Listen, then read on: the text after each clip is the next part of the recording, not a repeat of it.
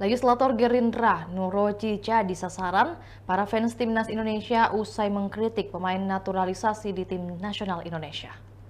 Sebelumnya diketahui, Nuroji mengaku tak terlalu bangga dan beruforia dalam kemenangan timnas Indonesia yang diisi banyak pemain naturalisasi.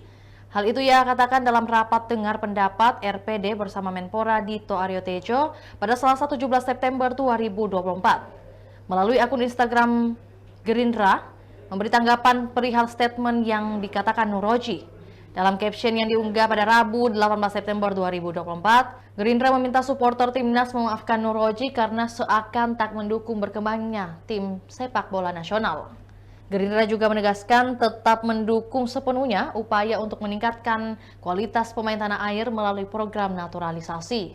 Seusai kritikannya viral, Nuroji membagikan video berisi dukungan Prabowo dan Erick Thohir terkait pembinaan bibit-bibit pemain sepak bola.